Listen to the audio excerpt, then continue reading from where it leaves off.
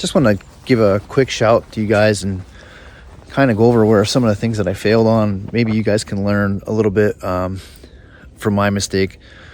First one was not being prepared enough. So let me find a place to sit down and then we'll talk this out. The dreams and the streams, I find my peace.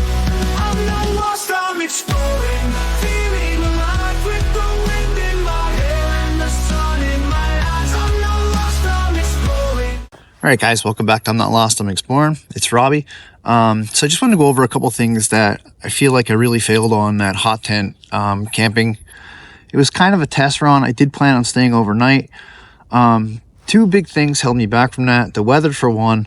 It was colder and much foggier and, well, wetter, for lack of a better term, than I expected.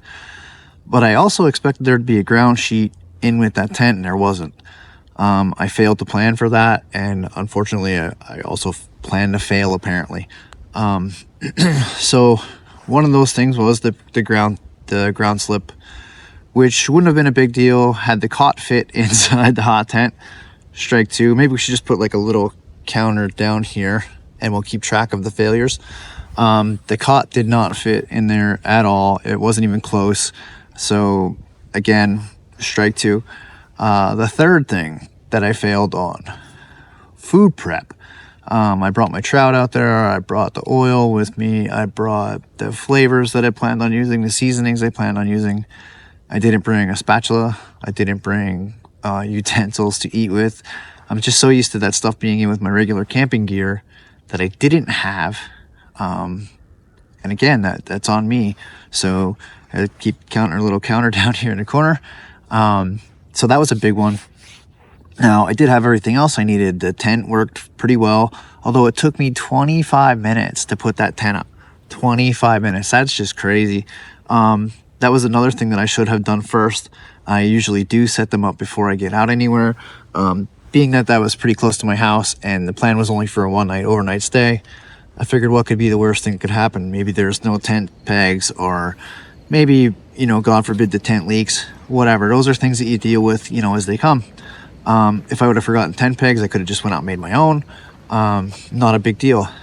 The tent had no instructions, none whatsoever. It was my very first time setting it up. I've never used a TP tent before in my life. I've always used freestanding tents, and they're much easier to deal with. Also, that tent didn't have a floor at all.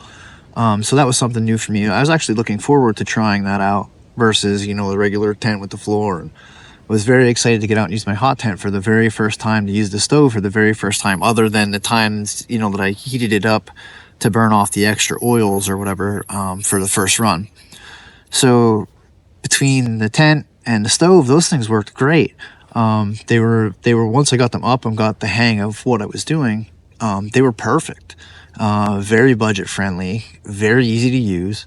Had a little bit of trouble getting the fire started, as you guys probably saw also.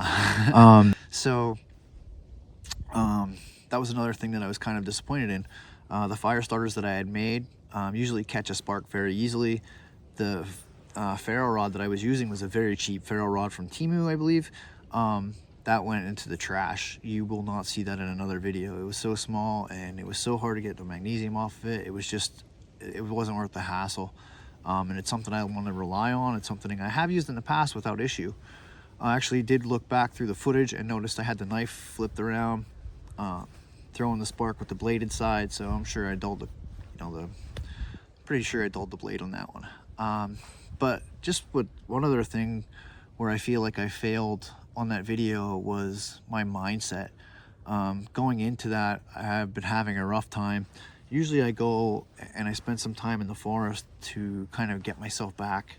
I've been having some medical issues lately that have really held me back, and they've held me back in the past.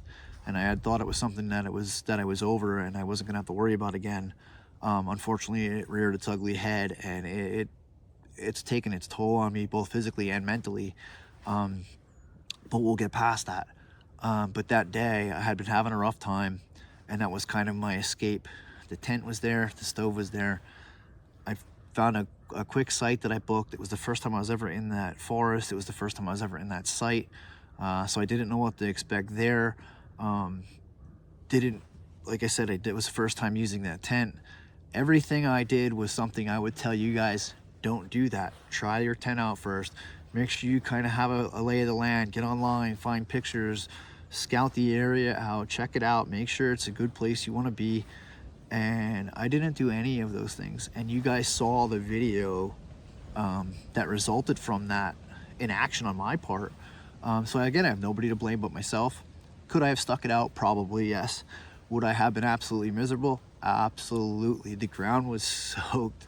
I was pretty well soaked just from the condensation and a little bit of sweat that I was working up just setting up that tent. And I edited out a lot of it, but there was a lot of frustration setting up that tent. Would I recommend that tent to anybody? Probably not. Even if it works great, I probably still would not recommend that tent for use, just because it is such a pain to set up. Will it get better over time as I use it more? I hope so, and I will definitely update you guys. You know, if something changes and I feel like it's a great tent, it just has a steep learning curve, I'll get that out to you guys. But at this point, I wouldn't recommend that tent. The stove, absolutely, I would recommend that stove pretty highly. It's a very well-made stove. It's very reasonably priced. I believe it was just under $100. I'll put a link to that in the description.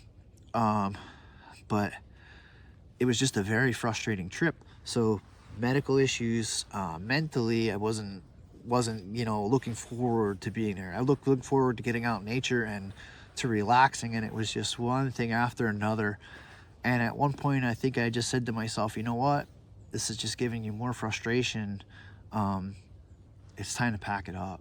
So what I did was I packed up, I finished my food, I let the fire die down, and honestly, I enjoyed just sitting up there in the dark, listening to the noise of nature, the animals, the crickets, watching the fog roll. And that fog up there was just incredible. It was like being in the clouds.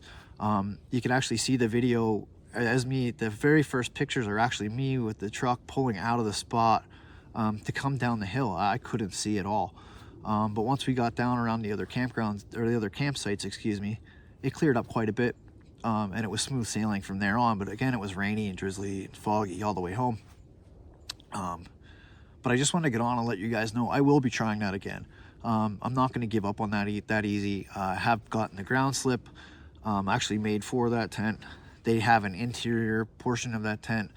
And I think at that time, honestly, I don't think the sleeping bag I had for that trip would have been suited for that type of weather. It was a 20-degree bag. It was probably going to be around 40 degrees at night. So, I mean, I could have made it through the night.